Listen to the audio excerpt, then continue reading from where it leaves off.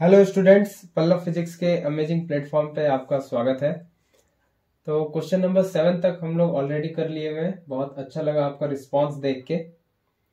बने रहिए चैनल पे और देखते रहिए। एग्जाम अब काफ़ी नज़दीक है, बहुत हेल्प मिलने वाला है। ये आपको एग्जाम में जाके ही समझ में आएगा। तो चलिए स्टार्ट करते हैं और आगे बढ़ते हैं। क्वेश्चन नंबर 8 देखते हैं आगे। अब The speed of light in glass is 2 into 10 पे पावर 5 किलोमीटर पर second. What is the refractive index of the glass? Glass का रिफ्रैक्टिव इंडेक्स पूछा है और ग्लास मीडियम में लाइट का स्पीड दिया हुआ है 2 इंटू 10 पे पावर 5 किलोमीटर दिया हुआ है। ये यूनिट ध्यान रखना है, किलोमीटर। तो रिफ्रैक्टिव इंडेक्स जनरली एन से या म्यू से इसको दिखाया जाता है, नहीं तो चलिए म्यू से दिखा लेते हैं। तो रिफ्रैक्टिव इंडेक्स होता है speed of light in vacuum, speed of light in vacuum to the speed of light in medium, speed of light in medium. और मीडियम मेरा यहां पे है ग्लास, यही होगा। तो ग्लास का रिफ्रैक्टिव इंडेक्स निकालना है। वैक्यूम, नो मीडियम, क्या स्पीड होता है 3 इंटू 10 पे पावर 8, है ना, जो सी का वैल्यू होता है 3 इंटू 10 पे पावर 8। लाइट का स्पीड यही होता है वैक्यूम में। सन से अर्थ तक लाइट वैक्यूम में आता है और उसका स्पीड यही होता है 3 इंटू 10 पे पावर 8 मीटर पर सेकेंड, है ना, यही होता है। और ग्लास में स्पीड ऑफ लाइट दे रखा है कितना, 2 इंटू 10 पे पावर 5, बट वेट ये किलोमीटर में है। आपको इसको पहले मीटर में कन्वर्ट करना है, तो इसको 1000 से और मल्टीप्लाई करेंगे तो अब ये बन गया मीटर पर सेकेंड। तो ये 5 और 3 ये तो हो ही गया 10 पे पावर 8, है ना, ये 5 और ये 3 मिलके तो ये पूरा कैंसिल कर देगा। ये 3/2 आ गया और ये 1.5 आ गया। तो वही आ गया जो ग्लास का रिफ्रैक्टिव इंडेक्स होता है ना, 1.5। आपने पढ़ रखा होगा ग्लास का, एयर का, वाटर का 4/3, है ना। तो ये ग्लास का 1.5 रिफ्रैक्टिव इंडेक्स होता है और ये सही आंसर है। आगे बढ़ते हैं, अगले क्वेश्चन पे चलते हैं, है ना। क्वेश्चन नंबर ये 8 क्वेश्चन नंबर तक तो कल लिए थे, क्वेश्चन नंबर 7 तक लिए थे कल। तो आज बात करेंगे क्वेश्चन नंबर 8 से। तो 8 तो कर लिए, अब 9 पे चलते हैं। क्वेश्चन नंबर 9 ये रहा। Explain the motion of planets around the sun in circular path. कैसा पाथ दिया है, सर्कुलर। ऐसे होता तो इलिप्टिकल है ना, लेकिन चलिए सर्कुलर दे रखा है क्वेश्चन में तो सर्कुलर से समझे। तो around the sun in circular path, तो सर्कुलर पाथ है तो सन को कहां पे मानना होगा, सेंटर पे, है ना, सेंटर पे। और ये सर्कुलर पाथ है, ये मानना है आपको लगभग फिलहाल अभी। ये सर्कुलर पाथ है और यहाँ पे कोई प्लैनेट है, ये प्लैनेट है ना, ये मूव कर रहा है ये सन के अबाउट, सन यहाँ सेंटर पे, और ये मूव कर रहा है प्लैनेट। तो बोल रहा है इसके मोशन को डिस्क्राइब करने। तो प्लैनेट सन के अबाउट सर्कुलर पाथ में घूम पा रहा है, ये कैसे पॉसिबल है ना, इसी का एक्सप्लेनेशन पूछा है। तो ये बात आपको पता होना चाहिए कि सर्कुलर मोशन में किसी भी बॉडी का मोशन तभी पॉसिबल है जब उसपे एक फोर्स लग रहा हो। कौन सा force, centripetal force, centre seeking, centre की तरफ लग रहा हो एक फोर्स, है ना। सेंट्रीपिटल इसका क्या मतलब होता है, सेंटर सीकिंग, सेंटर की तरफ एक फोर्स लग रहा हो तभी सर्कुलर मोशन पॉसिबल है।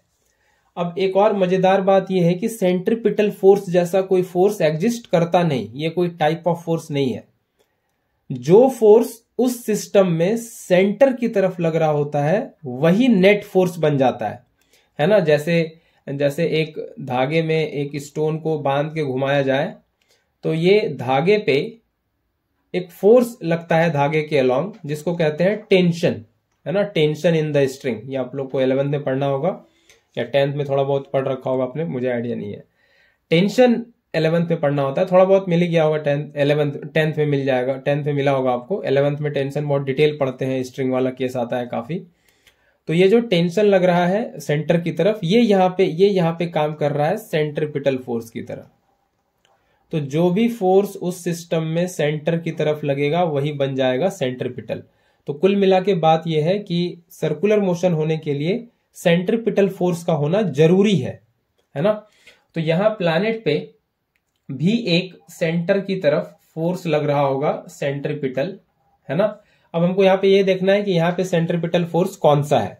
तो यहाँ पे दो मास है, सन और प्लैनेट, और ये कुछ डिस्टेंस से सेपरेटेड है। ये आर डिस्टेंस से सेपरेटेड होगा, नहीं सर्कुलर पाथ है तो हिंट लग गया होगा आपको कि दो मास है सन और प्लैनेट और दो आर डिस्टेंस से सेपरेटेड है। तो डेफिनेटली यहाँ पे जो फोर्स लग रहा है वो क्या है, वो है ग्रेविटेशनल फोर्स, है ना। वो क्या फोर्स है, ग्रेविटेशनल फोर्स। और यही फोर्स यहाँ पे सेंट्रीपिटल का काम कर रहा है, यही फोर्स यहाँ पे सेंट्रीपिटल फोर्स का काम कर रहा है, ठीक है।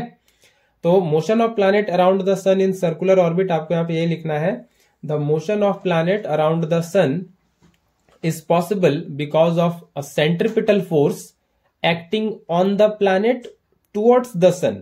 This centripetal force is provided by gravitational force, है ना। The gravitational force provides the necessary centripetal force needed for the motion of planet around the sun. ये आपको इसके एक्सप्लेनेशन में लिखना है, जो मैंने यहाँ पे थोड़ा एक्सप्लेन कर दिया सही से, और मैं बोल भी दिया, ये आपके पास चले जाएगा, तो आपको इसको लिख लेना है धीरे धीरे सुन के, वो मैं नहीं लिख रहा यहाँ पे। तो the gravitational force provides the necessary centripetal force for the motion of planet around the sun in circular path. तो सर्कुलर पाथ में किसी भी पार्टिकल का मोशन पॉसिबल तभी है जब उस पर कोई एक सेंट्रीपिटल फोर्स लगे, सेंटर की तरफ फोर्स लगे। तो आई होप ये क्वेश्चन भी आपको समझ में आया है। ये थ्योरेटिकल क्वेश्चन है ना, ये थ्योरेटिकल क्वेश्चन। आगे बढ़ते हैं, अगले क्वेश्चन पे चलते हैं, question number 10। How is the work done by a force measured when the force is in the direction of displacement is at an angle to the direction of displacement? और ये name the physical quantity in terms of horse power पूछा है। तो work done by force कैसे निकालते हैं? तो work done आपने पढ़ रखा होगा, ये होता है फोर्स और डिस्प्लेसमेंट का डॉट प्रोडक्ट, है ना। फोर्स और डिस्प्लेसमेंट का डॉट प्रोडक्ट, और ये डॉट प्रोडक्ट जब हटाते हैं तो ये आता है एफ एस कॉस थीटा, है ना, यही आता है। ये अगर डिस्प्लेसमेंट ऐसे कुछ है और ये फोर्स कुछ ऐसे लग रहा है कुछ एंगल पे, है ना, ये थीटा, ये इस तरह से, तो ये दोनों का डॉट प्रोडक्ट ये एफ एस कॉस थीटा, ये होता है वर्क डन। अब कह रहा है कि फोर्स और डिस्प्लेसमेंट एक ही डायरेक्शन में है, मतलब फोर्स भी ऐसे डिस्प्लेसमेंट के डायरेक्शन में ही है। तो फोर्स यहां ऐसे गिर के नीचे आ जाएगा तो थीटा क्या हो जाएगा, थीटा हो जाएगा 0 डिग्री, है कि नहीं। थीटा क्या हो जाएगा 0 डिग्री, ये एंगल बचेगा ही नहीं, फोर्स आ जाएगा डिस्प्लेसमेंट के डायरेक्शन में। आप फिलहाल ऐसे समझे 10th लेवल पे, बाकी इसमें कंपोनेंट रिजोल्यूशन, ये वेक्टर कंपोनेंट, ये सब सिखाते हैं, लेकिन आप फिलहाल अभी ऐसे समझ लें कि ये फोर्स डिस्प्लेसमेंट के डायरेक्शन में आ गया, तो ये थीटा कुछ बचा नहीं, खत्म हो गया, नहीं, ये यहाँ पे ये यहाँ से गिर के यहाँ पे आ गया, इसकी तरफ ऐसे हो गया, तो कुछ ये एंगल बचा नहीं, थीटा 0 हो गया। आप फिलहाल ऐसे समझे, तो ये थीटा 0 डिग्री हो जाएगा। ये मैं पहले पार्ट का बता रहा हूं answer, is in the direction of displacement. तो ये वर्क डन हो जाएगा एफ एस कॉस 0 डिग्री, और ये आपने मैथ में काफी पढ़ रखा होगा, कॉस 0 1 होता है, तो ये एफ एस हो जाएगा। तो work done by force simply force और डिस्प्लेसमेंट का प्रोडक्ट हो जाएगा, सीधा सीधा स्ट्रेट फॉरवर्ड, है ना। अब आगे है is at an angle to the direction of displacement. तो दिख ही रहा है कि फोर्स अगर एंगल पे है, ये कुछ थीटा एंगल पे है, तो सीधा सीधा ये एफ एस कॉस थीटा ये हो जाएगा, है ना। ये सेकेंड पार्ट का आंसर हो गया, ये वाला, ये जो आया है एफ एस कॉस थीटा, ये हो गया सेकेंड पार्ट का आंसर, है ना। तो ये भी हो गया। आगे है name the physical quantity measured in terms of horse power, HP. Horse power HP, horse power को कहते हैं एचपी। तो हॉर्स पावर क्या मेजर करता है, क्या क्वांटिटी को मेजर करने के लिए यूज करते हैं?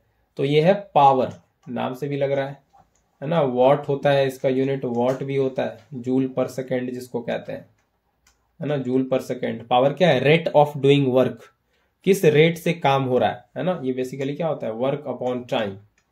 या energy upon time, rate at which energy is transferred is called power, वो भी पावर होता है। तो ये हॉर्स पावर, तो ये भी एक यूनिट है ना, ये भी एक यूनिट है। तो ये physical quantity measured in terms of horse power, तो ये फिजिकल क्वांटिटी क्या है, ये है पावर, है ना, ये है पावर। ठीक है, तो ये तीनों क्वेश्चन आपको समझ आया होगा। आगे बढ़ते हैं, अगले क्वेश्चन पे चलते हैं, और ये है क्वेश्चन नंबर 11 ये रहा। तो ये थोड़ा रोटेशन टॉपिक का आ गया, फर्स्ट चैप्टर ये है आप लोग का, ये स्टार्टिंग में आप लोग पढ़ते हो इसको। Name the factors affecting the turning effect of a body, body का टर्निंग इफेक्ट। तो बॉडी का टर्निंग इफेक्ट बेसिकली क्या कहलाता है, टॉर्क या मोमेंट ऑफ फोर्स भी आप इसको कहते हो, है ना। तो ये टॉर्क, ये क्या होता है, ये होता है आर क्रॉस एफ, है ना, क्रॉस प्रोडक्ट लेते हैं, आर क्रॉस एफ यही होता है। तो ये जो टर्निंग इफेक्ट बॉडी का है, ये किस किस बात पे डिपेंड करता है, जैसे आप इसको ऐसे समझो बेसिकली गेट के एग्जांपल से, कि ये इस तरह से, इसको ऐसे समझ लें कि ये 2 मिनट के लिए समझ लेते हैं इसको, कि ये कुछ ऐसे, ये एक दरवाजा होता है नहीं, और यहाँ पे ऐसे कुछ क्या होता है, हैंडल, और ये होता है एक्सिस, यहाँ पे ऐसे हिंज लगा होता है नहीं, यहाँ पे ऐसे हिंज लगा होता है गेट के, और ये कुछ ऐसे एक्सिस आप समझ सकते हो इसको, ये कुछ ऐसे एक्सिस, है ना, ये ऐसे कुछ एक्सिस समझ सकते हो। इसको मैं दूसरे कलर से दिखाऊं तो ज़्यादा बेहतर होगा। ये कुछ आप समझ लें कि ये कुछ ऐसे एक्सिस है ना, और यहाँ पे ऐसे हिंज लगा होता है गेट के एंड में, है ना, आपने देखा होगा, और ये आपका हैंडल ऐसे है। ठीक है, तो कैसे खोलते हैं इसको, ये हैंडल पे ऐसे फोर्स लगाते हैं बाहर की तरफ या अंदर की तरफ, है ना, ऐसे करके अंदर की तरफ या ऐसे बाहर की तरफ, ऐसे हैंडल पे फोर्स लगाते हैं नहीं, और ये एक्सिस ये फिक्स होता है, इसके अबाउट ये घूम रहा होता है ये गेट, है ना। तो ये मेरा होता है लाइन ऑफ एक्शन, ये मेरा क्या होता है, लाइन ऑफ एक्शन, है ना, जिस लाइन के अलॉन्ग हम फोर्स लगा रहे हैं, हैंडल को खोल रहे हैं, लगा रहे हैं, वो हमारा लाइन ऑफ एक्शन, उसके अलॉन्ग ये फोर्स लगता है, ये एफ वही है, ये एफ वही है जो आप लगाते हो ये लाइन ऑफ एक्शन के अलॉन्ग। और ये आर क्या है, आर ये परपेंडिकुलर डिस्टेंस है इस लाइन ऑफ एक्शन का, कहां से, वो जो हिंज है, वो जो कब्जा है ना, हिंदी में कहते हैं, है ना। आप आईसीएससी वाले आप लोग सुनते कि नहीं पता नहीं ये सब, है ना, इसको हिंदी में कब्जा कहते हैं, हिंज, है ना, ये जो फिक्स्ड होता है, जो एक्सिस होता है, ये एक्सिस होता है। तो यहां से ये परपेंडिकुलर डिस्टेंस, ये वाला जो परपेंडिकुलर डिस्टेंस है, ये जो परपेंडिकुलर डिस्टेंस है, ये है आर। तो टॉर्क ये टर्निंग इफेक्ट जो बॉडी में आता है, इसी से आता है, ये आर क्रॉस एफ से बताते हैं उसको। तो ये आर, और यहाँ जो फोर्स लग रहा है लाइन ऑफ एक्शन, है ना, ये जो फोर्स लग रहा है लाइन ऑफ एक्शन के अलॉन्ग, तो ये आर क्रॉस एफ ये टर्निंग इफेक्ट डिस्क्राइब करता है, या टॉर्क डिफाइन करता है, या मोमेंट ऑफ फोर्स भी इसको कहते हैं। तो कौन कौन सा फैक्टर अफेक्ट करेगा टर्निंग इफेक्ट को, तो 2 फैक्टर अफेक्ट करेगा। तो पहला फैक्टर यही कि ये जो आर, ये कितना दूर है, परपेंडिकुलर डिस्टेंस, ये परपेंडिकुलर डिस्टेंस, ये आर क्या है, perpendicular distance from axis of rotation. Axis of rotation वो आपका हिंज हो गया, जहां आपका हिंज लगा हुआ है ना, एक्सिस ऑफ रोटेशन इस पे डिपेंड करेगा, है ना।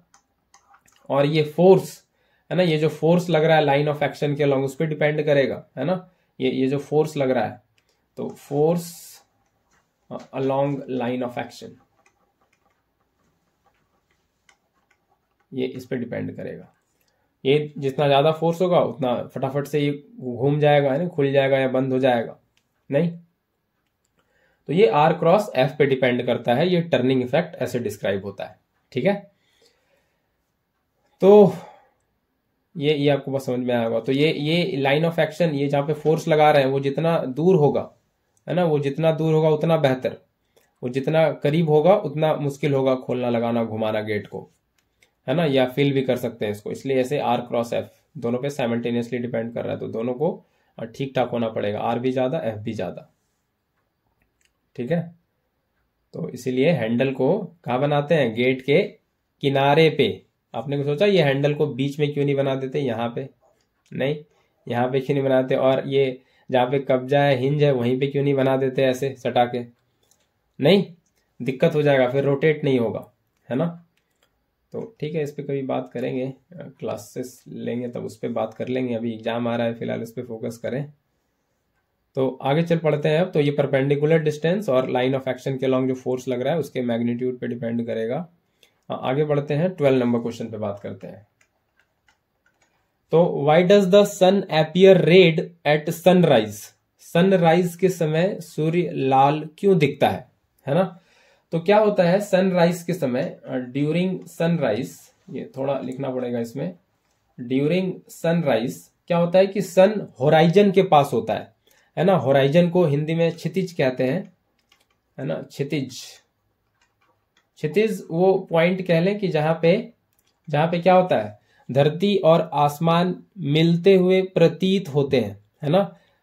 स्काई और earth appears to meet, sky and earth appears to meet, वो पॉइंट कहलाता है होराइजन या हॉरिजन, जो भी आप कहते हो। तो जब सनराइज या सनसेट भी जब हो रहा होता है तो सूर्य हमको लाल दिखता है। तो सनराइज के समय क्या होता है कि सन होराइजन के आसपास होता है ना? अगर ये इसको मैं समझाऊं कि ये आप समझ लें कि ये ऐसे होराइजन है, तो सन यहाँ आसपास होता है, यहाँ कहीं होराइजन के पास, यहाँ होता है सन कहीं, है ना? ये होराइजन के पास होता है, ये होराइजन समझ लें इस लाइन को, फिलहाल इमेजिनरी लाइन को। ये सन जो है सनराइज और सनसेट के समय ये होराइजन के आसपास होता है, ठीक है? सनराइज है तो ये नीचे से ऊपर आएगा, होराइजन के ऊपर अभी। तो सनराइज के टाइम पे ये होराइजन पे होता है, और जब ये सन होराइजन पे होता है तो बड़ा ही ज्यादा डिस्टेंस, बहुत ही लंबा डिस्टेंस इसको ट्रेवल करना पड़ता है अर्थ के एटमॉस्फेयर से, है ना? बहुत ही लंबा डिस्टेंस इसको ट्रेवल करना होता है अर्थ के एटमॉस्फेयर से।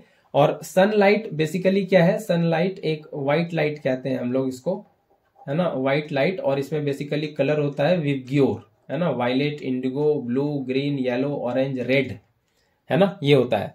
और हम वायलेट से रेड की तरफ जैसे जाते हैं तो वेवलेंथ, ये लैम्बडा, ये क्या होता है, ये इंक्रीज करता है, सबसे ज्यादा वेवलेंथ रेड का और सबसे कम वायलेट का। तो क्या होता है कि सनलाइट जब बहुत ज्यादा डिस्टेंस ट्रेवल करता है तो जो लाइट ऑफ स्मॉलर वेवलेंथ है, जो छोटे वेवलेंथ का लाइट है, जैसे ये वायलेट है, इंडिगो है, ब्लू, ग्रीन, येलो, ये सब छोटे वेवलेंथ का लाइट है ना? ये इसका जो वेवलेंथ है, जो हमारे एटमॉस्फेयर में पार्टिकल्स है उससे कंपेरेबल है या उससे कम ही है ना? ठीक है, इसका जो वेवलेंथ है हमारे एटमॉस्फेयर के पार्टिकल से कंपेरेबल है। ये थोड़ा और डिटेल में आप रैले स्कैटरिंग जब आप पढ़ोगे 11th-12th में, तो ये आपको और डिटेल में पता चलेगा इसके बारे में।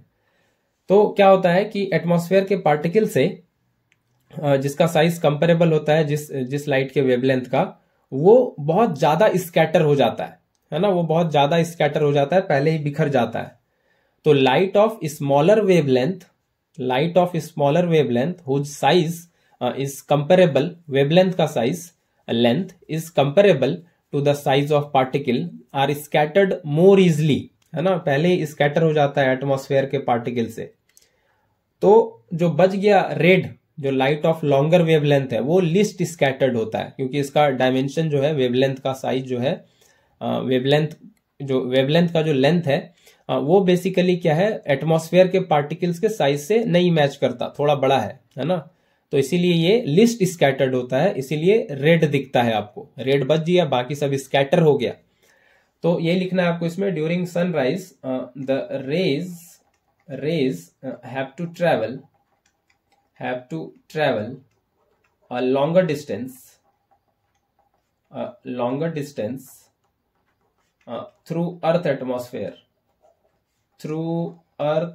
atmosphere, अर्थ के एटमॉस्फेयर से। तो क्या होता है, the light of shorter wavelength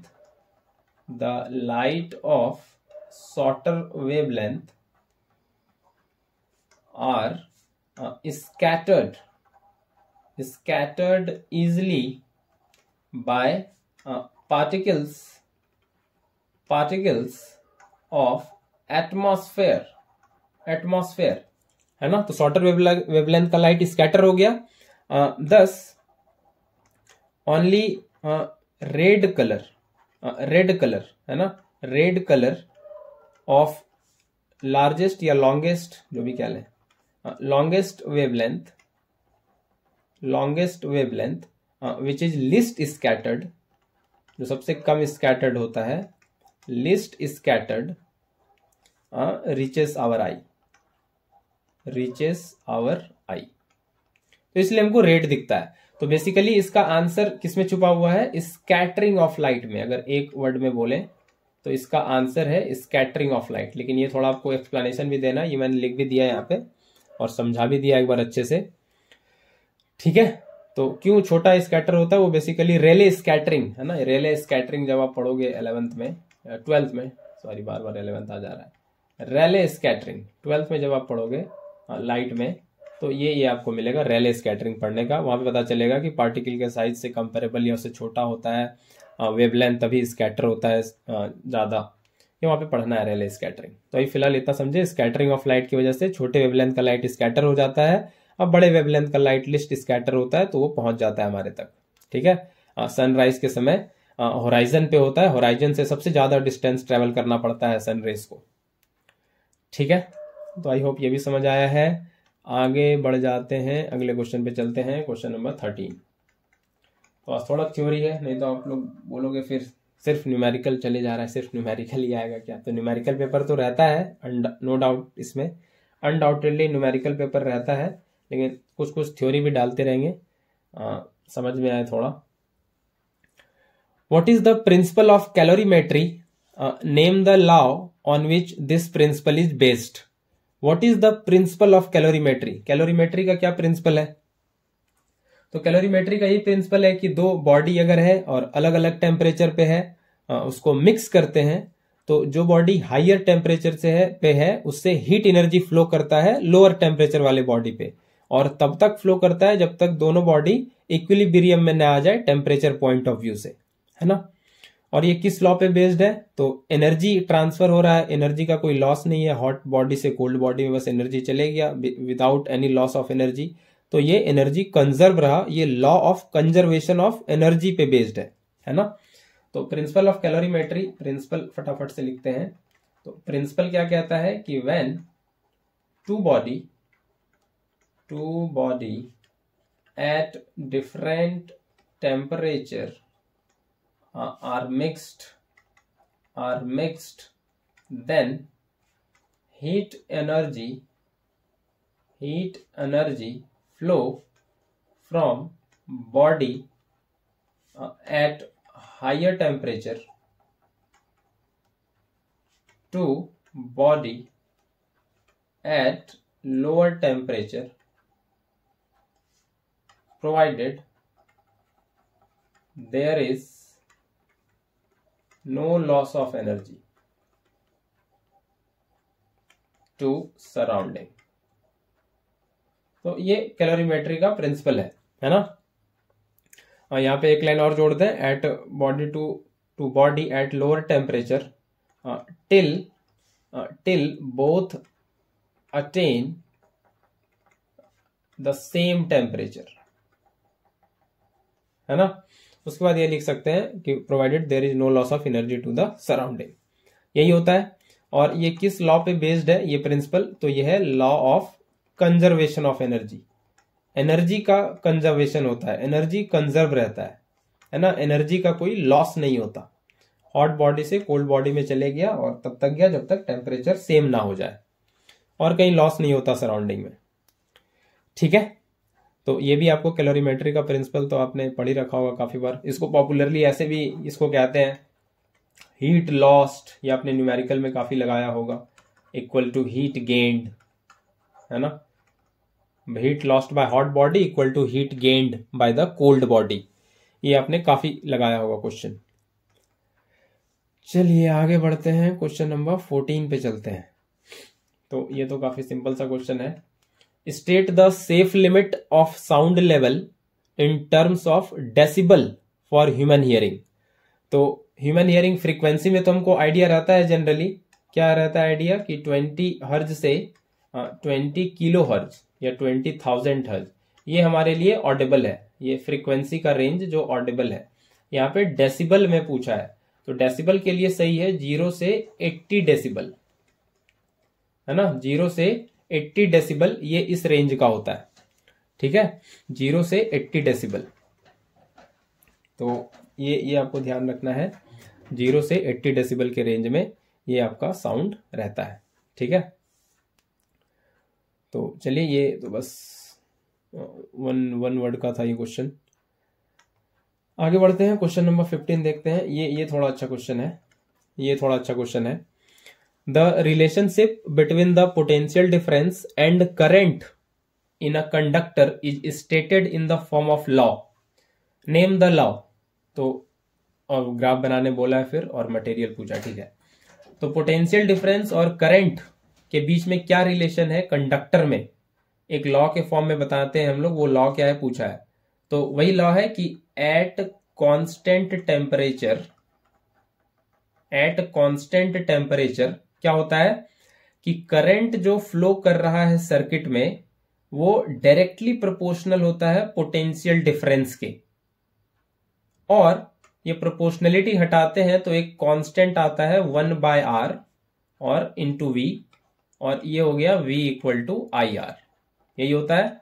इसको हम लोग कहते हैं ओम्स लॉ। ये ओम्स लॉ है, ओम्स का नियम नहीं, सर जॉर्ज साइमन ओम। तो ये ओम्स लॉ है। तो ये लॉ क्या है, ये है ओम्स लॉ। पहले क्वेश्चन का आंसर मिल गया आपको, ये आपने पढ़ भी रखा होगा। I directly proportional to V at constant temperature, है ना। और ये प्रोपोर्शनलिटी हटाते हैं तो ये 1/r क्या आता है, कांस्टेंट आता है ना। R रेजिस्टेंस है, R क्या है, रेजिस्टेंस, ये सब पता होगा आपको, है ना, ये आपको पता होगा। तो अब पूछा है what does the slope of V versus I graph represent for a conductor. तो V वर्सेस I ग्राफ बना लेते हैं पहले। तो ये दूसरे पार्ट का आंसर है। तो ये V सीधा बन जा भाई, ये ठीक है चलेगा। V वर्सेस I का ग्राफ बनाना है। तो ये V equal to I R. तो V वर्सेस I मतलब V/I ऐसे कर लें, ये क्या है, इक्वल टू R। तो V वर्सेस I का क्या पूछा है, व्हाट डज द स्लोप। तो V वर्सेस I ग्राफ का स्लोप बताना है। तो आपको पहले पता होना चाहिए स्लोप क्या होता है। तो स्लोप होता है change in y axis by change in x axis. ये जो मैं डेल्टा लिख रहा हूं इसका मतलब होता है चेंज, है ना। ये चेंज, ये आप लोग 11th में पढ़ोगे या देखे भी अभी स्कूल में, पता नहीं मुझे। तो ये change in y by change in x। तो y एक्सिस में क्या है, ये इधर y एक्सिस होता है और ये इधर x एक्सिस होता है। तो y में क्या है, वोल्टेज। तो ये change in voltage bye x axis में क्या है, चेंज इन करंट, है ना, चेंज इन करंट। तो वोल्टेज बाय करंट ये क्या देता है, रेजिस्टेंस। ये हमको यहां दिख रहा है फॉर्मूले से, है ना, ये हमको क्या दिख रहा है, रेजिस्टेंस। तो स्लोप जो V वर्सेस I ग्राफ का है वो क्या देगा, रेजिस्टेंस, है ना, ये क्या देगा, रेजिस्टेंस। तो what does the slope of VI graph और ए कंडक्टर रिप्रेजेंट। तो दिख गया, रेजिस्टेंस रिप्रेजेंट करता है, स्लोप क्या रिप्रेजेंट करता है, रेजिस्टेंस। और इसका ग्राफ बनाना चाहे तो कैसा बन जाएगा, ये कुछ वैसा दिख रहा है क्या, V है Y की जगह, I है X की जगह, और R है M की जगह। तो ये कुछ ऐसा बन रहा है, Y equal to MX, straight line का इक्वेशन जैसा बन रहा है। स्ट्रेट लाइन का इक्वेशन जैसा, Y की जगह V रख के देखें, M की जगह R और X की जगह I। तो ये कुछ स्ट्रेट लाइन का इक्वेशन बन रहा है और कोई इंटरसेप्ट नहीं है, प्लस C नहीं है। तो ये एक स्ट्रेट लाइन होगा जो ओरिजिन से पास करेगा। तो ये कुछ ऐसा बन जाएगा स्ट्रेट लाइन, ये कुछ ऐसा बन जाएगा स्ट्रेट लाइन, है ना। तो ये हो गया V वर्सेस I का ग्राफ। और इसका स्लोप जो है, स्लोप क्या होगा, ये देगा R, मतलब रेजिस्टेंस, है ना, ये रेजिस्टेंस। तो समझ आ गया आपको ये अच्छी तरह से। तो ये क्या देगा, ये देगा resistance. Name the material used for making the connection wires. तो कनेक्शन वायर में क्या यूज करते हैं, कॉपर, है ना, क्या यूज होता है, कॉपर का वायर यूज होता है ज्यादातर। तो कॉपर इसका सही आंसर होगा। तो आई होप ये आपको समझ आया होगा। लेकिन मुझे पता है आप लोग ये क्वेश्चन जरूर कमेंट में डालोगे कि आप लोग बोलोगे ये हम लोग पढ़ रखे हैं, V directly proportional to I, है ना। लेकिन ये ठीक बात है नहीं। करंट वोल्टेज से आता है, वोल्टेज करंट से नहीं। Current directly proportional to voltage है। करंट किससे आता है, पोटेंशियल के डिफरेंस होने से। वोल्टेज होगा तभी करंट आएगा, पोटेंशियल का डिफरेंस होगा तभी करंट का फ्लो होगा। तो I directly proportional to voltage होता है और यहाँ पे प्रोपोर्शनलिटी हटा के कांस्टेंट 1/r लिया जाता है है ना, और आप लोग ऐसे पढ़ते हो ये और V equal to I R. This is not right from my point of view. I directly proportional to V लिखना सही है. ठीक है, आगे बढ़ते हैं और आगे चलते हैं क्वेश्चन नंबर 16 पे. तो ये कह रहा है state the energy changes in the following while in use. Burning of candle. तो कैंडल को जलाते हैं तो कौन कौन सा एनर्जी चेंज होता है. तो कैंडल जलाने के बाद हमको क्या दिखता है, हमको लाइट दिखता है और उसके पास हाथ रखें तो थोड़ा एनर्जी गर्मी लगती है, नहीं तो लाइट एंड हीट एनर्जी हमको तो यही फील होता है. नहीं, आग दिखती है वो लाइट फ्लेम दिखता है और गर्मी लगती है उसके पास हाथ रखे तो हीट एनर्जी. तो ये लाइट और हीट एनर्जी में कन्वर्ट तो हो गया, ये पहले क्वेश्चन का आंसर कर रहे हैं, लेकिन किससे कन्वर्ट हुआ, ये कैसे आया. तो कैंडल में क्या रहता है, कैंडल में वो वैक्स रहता है. वैक्स क्या केमिकल है, उसमें केमिकल एनर्जी है ना. तो वैक्स में क्या है, केमिकल एनर्जी, तो वही जलता है तो वही ये सब फिर प्रोड्यूस होता है. तो ये केमिकल एनर्जी से लाइट एंड हीट एनर्जी, ये पहले क्वेश्चन का आंसर हो गया. Steam engine. स्टीम इंजन अगर आपने गदर मूवी देख रखी हो, वो बॉबी देओल वाली, नहीं गदर मूवी देख रखी हो बॉबी देओल वाली, जिसमें वो जब ट्रेन भगाते हैं तो वो कोयला बहुत डाल रहे होते हैं, वो स्टीम इंजन वाला ट्रेन रहता है. नहीं, वो स्टीम बनाते हैं, वो स्टीम से फिर वो गाड़ी का ट्रेन का जो पहिया है वो घूमता है ना, मैकेनिक्स करता है, वो घूमता है. काइनेटिक एनर्जी, मोशन में व्हील आता है तो किस एनर्जी से, काइनेटिक एनर्जी से. तो स्टीम इंजन में क्या होता है कि कन्वर्ट होता है किसमें, मैकेनिकल एनर्जी में. और मैकेनिकल एनर्जी में बेसिकली बात करें तो काइनेटिक एनर्जी में, है ना, वो पहिया घूमता है रेल का, काइनेटिक एनर्जी में.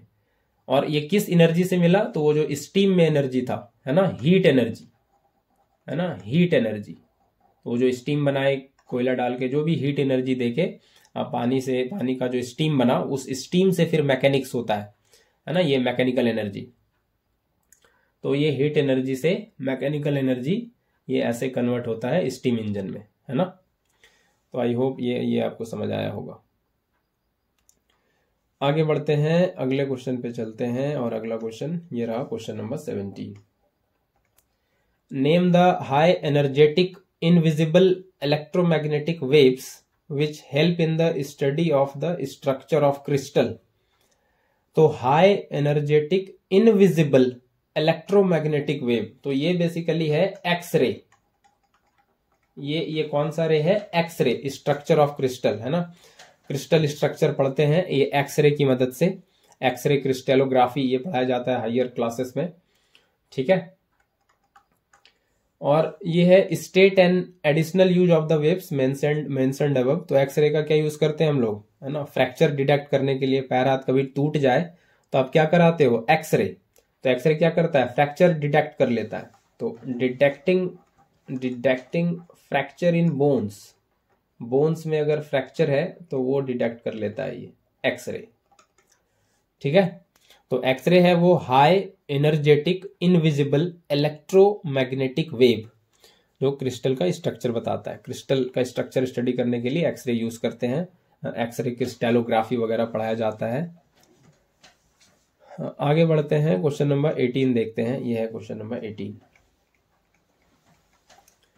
तो where should an object be placed so that a real and inverted image, real हो और उल्टा, इन्वर्टेड उल्टा, of same size as the object is obtained using a convex lens, है ना. तो एक कन्वेक्स लेंस से रियल और इन्वर्टेड इमेज बनाना है, लेकिन सेम साइज का बनाना है. साइज डिमिनिश्ड भी ना हो या इनलार्ज ना हो, सेम साइज. तो सेम साइज बनाना है तो क्या करना पड़ेगा, पहले तो ये थोड़ा एक कन्वेक्स लेंस बनाने की कोशिश करें. ये कन्वेक्स लेंस हो गया, और ये इसका ऑप्टिकल सेंटर ये हो गया, है ना. ये इसका ऑप्टिकल सेंटर, ये इसका ऑप्टिकल सेंटर हो गया लेंस का. तो सेम साइज का बनाना है तो 2 पॉइंट होता है, ये फोकस, है ना, फोकस, और ये 2F, है ना, जैसे सेंटर ऑफ कर्वेचर और डबल ऑफ 2C, है ना, सेंटर ऑफ कर्वेचर का 2 गुना जैसे होता है वैसे. और 2C पे फिर रखते हैं तो सेम साइज का बन जाता है, और उल्टा बन जाता है इन्वर्टेड रियल. तो यहाँ पे भी लेंस के केस में भी जैसे मिरर वाला कहानी बताया हम, तो यहाँ लेंस में भी वही। तो 2f पे जब ऑब्जेक्ट को रखेंगे, है ना, कहाँ पे ऑब्जेक्ट को रखेंगे, इधर भी f और ये 2f। तो 2f पे जब ऑब्जेक्ट को रखेंगे, 2f पे जब ऑब्जेक्ट को रखेंगे तो ये बनेगा सेम साइज का, है ना, ये बनेगा सेम साइज का। तो ये 2f पे ऑब्जेक्ट रखे, ये यहाँ से लाइट चला, ये एक्सटेंडेड ऑब्जेक्ट लिए हैं, ये यहाँ से लाइट चला, है ना, ये यहाँ से लाइट चला। और क्या होगा फिर इसका, ये पैरेलल लाइट रेज आ रहा है। ये कैसा लाइट रेज आ रहा है, पैरेलल। तो क्या होगा, पैरेलल होगा, ये कन्वेक्स लेंस क्या करेगा, इसको कन्वर्ज कर देगा फोकस पे, है ना, इसको कन्वर्ज कर देगा फोकस पे ऐसे, है ना, कहाँ कन्वर्ज कर देगा, फोकस पे। और एक लाइट रे ये ले लेते हैं ऑप्टिकल सेंटर से पास करता हुआ, है ना, एक लाइट रे ये ले लेते हैं ऑप्टिकल सेंटर से पास करता हुआ। तो इसको थोड़ा सही कर लेते हैं, इसको पहले बना लेते हैं ऑप्टिकल सेंटर से पास करता हुआ, ये सही रहता है थोड़ा। एक लाइट रे ले लेते हैं ऑप्टिकल सेंटर से पास करता हुआ और एक फोकस से पास करता हुआ। ये फोकस से ही पास करेगा, ये तो मतलब कन्वर्ज किया है तो, है ना, ये फोकस से ही पास करेगा, ये कन्वर्ज किया है तो ये इस तरह से। तो ये 2f पे रखेंगे तो ये 2f पे इमेज बन जाएगा इस तरह से, है ना, 2f पे रखेंगे तो ये 2f पे बन जाएगा रियल एंड इन्वर्टेड, है ना, रियल एंड इन्वर्टेड। तो सेम साइज का भी बना। तो कहाँ ऑब्जेक्ट को रखना है, ऑब्जेक्ट को रखना है 2f पे, एट 2f, है ना, 2f पे ऑब्जेक्ट को रखेंगे तो इमेज बन जाएगा कहाँ पे, 2f पे, सेम साइज का बनेगा और रियल एंड इन्वर्टेड बनेगा। ठीक है, ये दूसरे कलर से अगर दिखा दें इसको, तो ये रियल एंड इन्वर्टेड बनेगा, ये सेम साइज का बनेगा। और यही मेरा 2f था, ऑब्जेक्ट कहाँ पे था, ये था 2f पे। तो यही करना है आपको ज्यादातर केस में। एक रे को पास करा लेना है ऑप्टिकल सेंटर से और दूसरा ऐसे पैरेलल गिरा देना है लेंस पे। ये लेंस कन्वर्ज कर देगा पैरेलल को और फोकस से पास करा देगा, है ना, फोकस से पास करा देगा और यहाँ पे ये इस तरह से मीट कर जाएगा। तो मिनिमम 2 रेज ऑफ लाइट चाहिए, है ना, इमेज बनाने के लिए। तो हम लोग भी 2 रेज ऑफ लाइट यहाँ पे ले रहे हैं। तो ये हो गया रे डायग्राम इसका। आगे बढ़ते हैं, अगले क्वेश्चन पे चलते हैं और अगला क्वेश्चन ये रहा, क्वेश्चन नंबर 19, है ना, क्वेश्चन नंबर 19। तो Jatin puts a pencil into a glass container having water and is surprised to see the pencil in a different state. What change is observed in the appearance of pencil, name the phenomena और ray diagram बनाना है। तो basically जब वो pencil को रखेगा या coin को भी रखेगा, क्वाइन वाले केस में भी सेम कहानी है, ग्लास कंटेनर में रखेगा जिसमें पानी है, तो क्या होगा, वो पेंसिल थोड़ा उठा हुआ दिखेगा, है ना। तो पहले लिख देते हैं, फिर हम रे डायग्राम आगे बना देंगे। पहले क्वेश्चन का आंसर, पेंसिल क्या दिखेगा, pencil will appear raised and bent, थोड़ा झुका हुआ, बेंट एट वाटर सरफेस, थोड़ा उठा हुआ दिखेगा पानी के अंदर और झुका हुआ दिखेगा वाटर सरफेस पे, इनसाइड द कंटेनर। तो ये कुछ ऐसा दिखेगा, ये ज्यादा इंपॉर्टेंट है। ये रेज्ड दिखेगा, थोड़ा उठा हुआ दिखेगा अपने ओरिजिनल पोजीशन, जिसको हम लोग एपरेंट हाइट कहते हैं, एपरेंट डेप्थ कहते हैं, है ना, रियल डेप्थ और एपरेंट डेप्थ, है ना। जो नकली वाला हमको डेप्थ दिखता है कि क्वाइन ऊपर आ गया यहाँ पे, लेकिन रहता वो नीचे है, तो रिफ्रैक्शन की वजह से आगे लिखने जा रहे हैं। Name the phenomena responsible for the change. तो ये फेनोमेना क्या है, रिफ्रैक्शन, ये फेनोमेना है रिफ्रैक्शन, है ना, लाइट के बेंडिंग की वजह से, है ना, बेंडिंग ऑफ लाइट रे। while it goes from one medium to another, from one medium to another। तो लाइट का बेंडिंग हो जाता है उस वजह से, तो फिर रिफ्रैक्शन ये रिस्पॉन्सिबल है। और आगे हम लोग एक काम कर लेते हैं, रे डायग्राम इसका बना लेते हैं, है ना, ये रे डायग्राम इसका बना लेते हैं। तो ये इस तरह से एक कंटेनर पहले ले लें, एक कंटेनर ले लें इस तरह से पहले, तो ये इस तरह से एक ले लेते हैं कंटेनर और इसमें ले लिया जाए पानी, थोड़ा इसमें ले लिया जाए क्या, पानी, है ना, इसमें ले लेते हैं पानी। तो अब इसमें क्या रख दिया गया है, एक पेंसिल रख दिया गया है ना। इसमें क्या रख दिया गया है, इसको थोड़ा इसमें रख दिया गया है पेंसिल, है ना। इसमें रख दिया गया है क्या, इसमें रख दिया गया है पेंसिल। ये ऐसे करके चलेगा। Not a good artist I am, but I will try my best.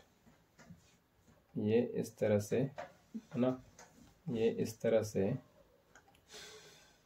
से क्या रख दिया गया है, इस तरह से रख दिया गया है पेंसिल। इसको दूसरे कलर से दिखाएं तो बेहतर होगा। ये इस तरह से क्या रख दिया गया है, ये रख दिया गया है पेंसिल, है ना। आपको फिलहाल समझ लेना है इसको पेंसिल, ठीक है। ये इस तरह से पेंसिल रखा हुआ है। तो ये तो ठीक है, रियल डेप्थ है, ये सही जगह दिख रहा है। लेकिन इसको बाहर से अगर हम देखेंगे, है ना, बाहर से आंख लगा के देखेंगे तो हमको ये यहाँ नहीं दिखने वाला, है ना। तो हमको दो तरह से बताते हैं। पहले हम इसका एक परपेंडिकुलर, है ना, चलिए आंख ले लेते हैं बाहर कहीं, है ना। ये आंख कहीं हम यहाँ ले लेते हैं, ठीक है। ये आंख, आप ही का आंख लग रहा है, ये आंख इस तरह से कहीं बाहर ले लेते हैं। तो ये दिखेगा, तो इसको कहाँ दिखेगा originally, when viewed from air. जब बाहर से देखेगा तो इसको यही दिखेगा क्या, नहीं दिखेगा, यहाँ कहाँ दिखेगा। तो ये यहाँ से एक रे ऑफ लाइट गया पहले, ये एक यहाँ से रे ऑफ लाइट गया, सही से बनाया इसको, हाँ। तो यहाँ से ये एक रे ऑफ लाइट गया ऐसे, और यहाँ पे डालेंगे एक नॉर्मल, है ना, यहाँ पे डालेंगे एक नॉर्मल, क्योंकि सरफेस मीडियम बदल रहा है। अभी पानी है, पानी से लाइट अब हवा में जा रहा है, तो मीडियम बदलेगा तो क्या होगा, रिफ्रैक्शन, है ना। पानी डेंसर मीडियम है और हवा रेयरर मीडियम है, तो डेंसर से, है ना, वाटर कैसा है, वाटर है रेयरर मीडियम, सॉरी रेयरर नहीं, ये डेंसर है। और एयर कैसा है, जिसमें जा रहा है बाहर, एयर है रेयरर, है ना, ऑप्टिकली, है ना, ऑप्टिकल डेंसर, ऑप्टिकल डेंसर है। और एयर कैसा है, ऑप्टिकल रेयरर है ना।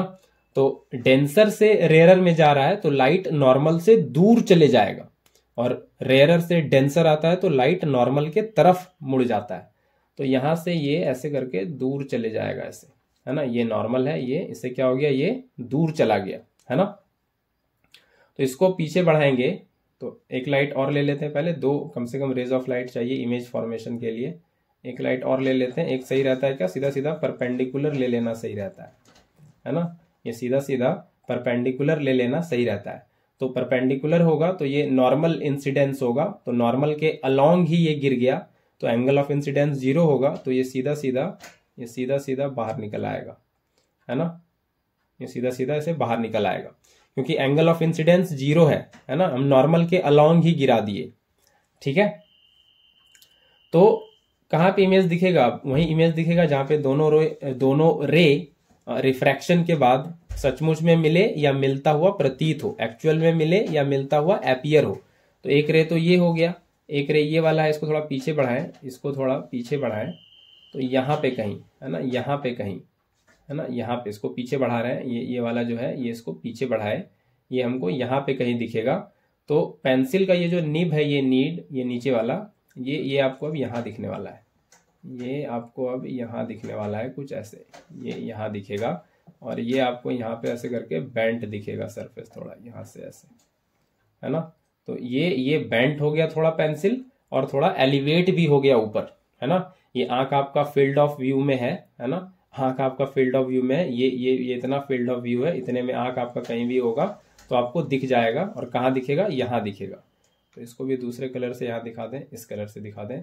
ये पेंसिल अब यहाँ दिखने वाला है, ये यहाँ दिखेगा, ये न्यू पोजीशन, है ना, ये न्यू पोजीशन यहाँ दिखेगा आपको। एक्चुअल में है यही, लेकिन दिखेगा यहाँ, अपरेंट डेप्थ इसी को कहते हैं, है ना। ये रिफ्रैक्शन की वजह से ऐसा ऊपर दिखेगा थोड़ा। तो आई होप इतना आपको समझ में आया है। इतना क्वेश्चन आज लेके आए थे, तो आई होप इतना क्वेश्चन आपको समझ में आया है। मिलते हैं फिर अगले लेक्चर में। क्वेश्चन देखते रहिए और सीखते रहिए। अभी और भी क्वेश्चन आने वाला है, बिल्कुल हेल्प मिलेगा, परेशान बिल्कुल नहीं होना है, एकदम आराम से देखते जाना है। अभी है टाइम, काफ़ी टाइम है अभी फिजिक्स के लिए, ठीक है। चलिए।